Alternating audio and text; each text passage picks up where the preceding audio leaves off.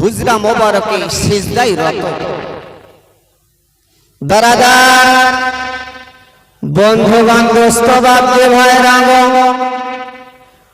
আমার আপনার নবী, সারা বিশ্বের নবী, কুল কায়নাতের নবী জনাবে মুহাম্মদুর রাসূলুল্লাহ সাল্লাল্লাহু তাআলা আলাইহি ওয়াসাল্লাম মাসটা ছিল শাবান মাস। 14 শাবান মাসের দিবাগত রাত্রিতে আমার আল্লাহ পাক রব্বুল আলামিনের ইবাদতে আমার নবী পাক যেন রত হয়ে গেছেন। এমন ভাবে আল্লাহর ইবাদত করছেন, এমন ভাবে সিজদা করছেন, সিজদাতে এমন লম্বা করেছে, সিজদা যেমন লম্বা করেছে বাবা, নবী আমার যেন সিজদা থেকে মাথা উত্তোলন করেনি। সিজদা থেকে মাথা উত্তোলন করেনি। হযরত মা আয়েশা রাদিয়াল্লাহু তাআলা আনহা আমার নবী পাক আলাইহিস সালাতু ওয়াস সালামকে লক্ষ্য করে দেখতে পেলেন নবী আমার অঝর নয়নে কান্না করছেন, এমন ভাবে সিজদায় পড়ে আছেন। হযরত মা আয়েশা রাদিয়াল্লাহু তাআলা আনহা মনে মনে বলেন, কি ব্যাপার, আমার নবী মুস্তাফা নাকি দুনিয়া ছেড়ে বিদায় নিয়েছেন, নড়াচড়া কিছুই করে না।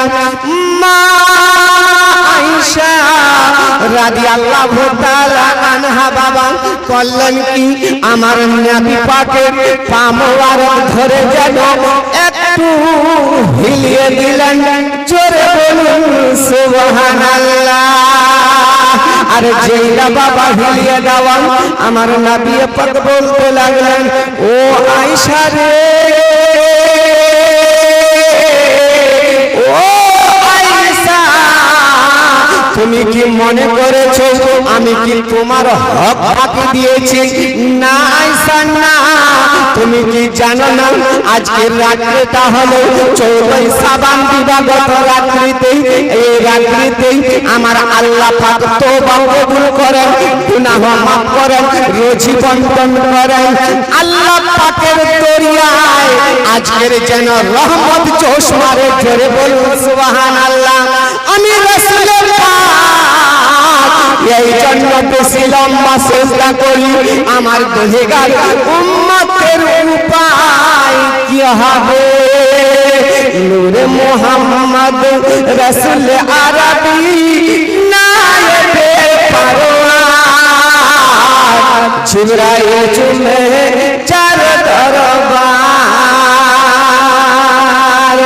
লাম থেকে হয় লা ইলাহা, আলিফ থেকে হয় আল্লাহ, মিম থেকে হয় নামে মুহাম্মদ, যিনি রাসূলুল্লাহ।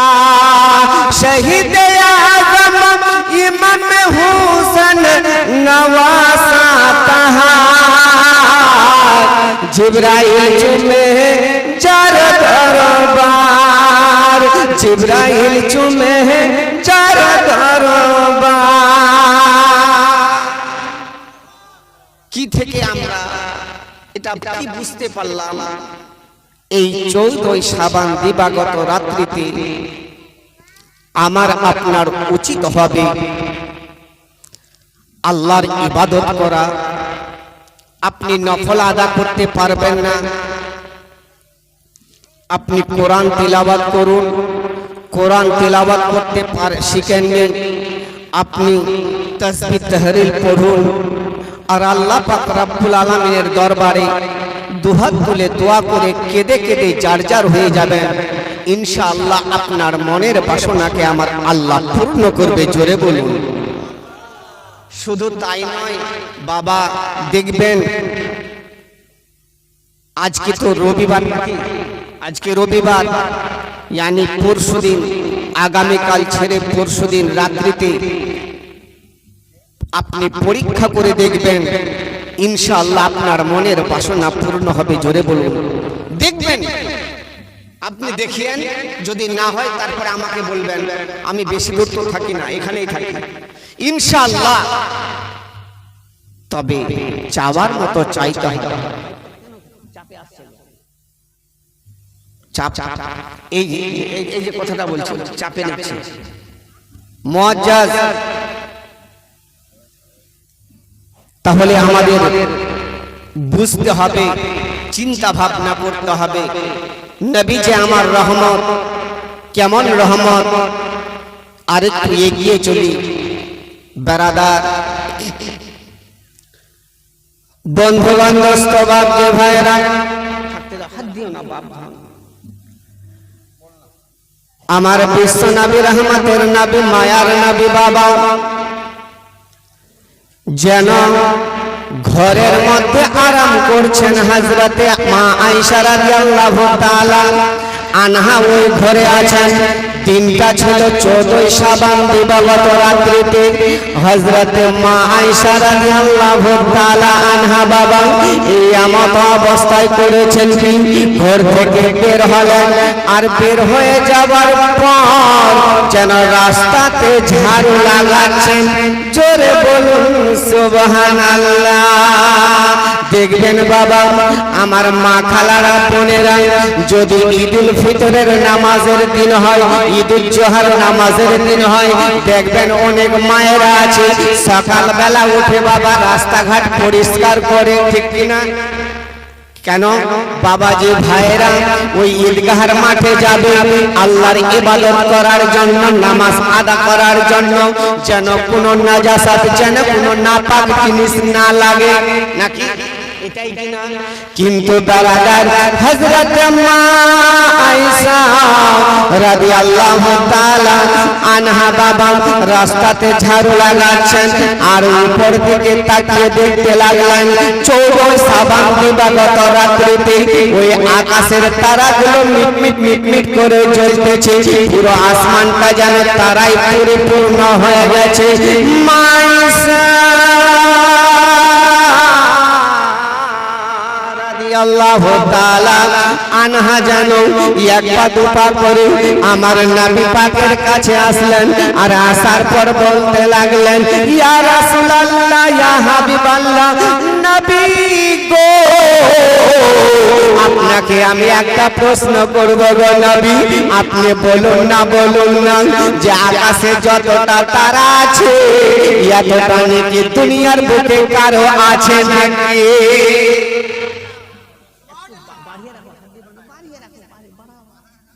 মুশকিল করে দিবা, বাস বাস হাত দিও না। এ বারাদার বন্ধুগণ, দোস্ত বাপ যে ভাইরা গো, আমার বিশ্ব নবী, রহমতের নবী, মায়ার নবী বলতে লাগলেন, ও আয়েশা শোনো শোনো, আকাশে যতটা তারা দেখছো ততটা নেকি হলো আমার সাহাবী হযরত ওমর ফারুক রাদিয়াল্লাহু তাআলা আনহু। চিল্লাইয়া বলুন সুবহানাল্লাহ। যেই না বাবা এই কথা বলা, মা আয়েশা যেন কান্না শুরু করেছেন, কেঁদে কেঁদে চারচার হয়ে যায়।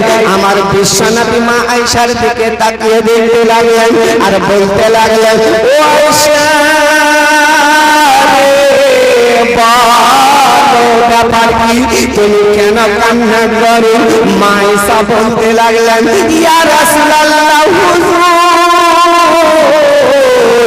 যদি সব নেকি ওমর ফারুকের হয়, আপনি বলুন আমার আব্বা আবু বকর সিদ্দিকের নেকি কোথায় গেল? জোরে বলুন সুবহানাল্লাহ। আমার বিশ্বনবী বলতে লাগলেন, ও আয়েশা শোনো শোনো, তোমার আব্বা আবু বকর সিদ্দিক রাদিয়াল্লাহু তাআলা আনহু আর আমার ওমর ফারুকের সমস্ত নেকি যদি এক পাল্লাতে করা যায়, তবু তোমার আব্বা আবু বকর সিদ্দিকের নেকির পাল্লাটা ভারী হবে। জোরে বলুন সুবহানাল্লাহ। কেন ভারী হবে? এই জন্যই আমার আবু বকর সিদ্দিক যখন গাড়ে হেরাতে গেছিল, ওই সাপের দংশনে আমার নবী পাক যেন ওই জায়গাতে ছিলেন। ওই সাপের বিষাক্ত যন্ত্রণা আবু বকর সিদ্দিকের একটা নেকি তোমার সমস্ত নেকির সঙ্গে তুলনা হবে না। যত নেকি আছে আবু বকর সিদ্দিক রাদিয়াল্লাহু তাআলা यानी আবু বকরের নেকির সঙ্গে কারো তুলনা হবে না। কিন্তু বেরাদার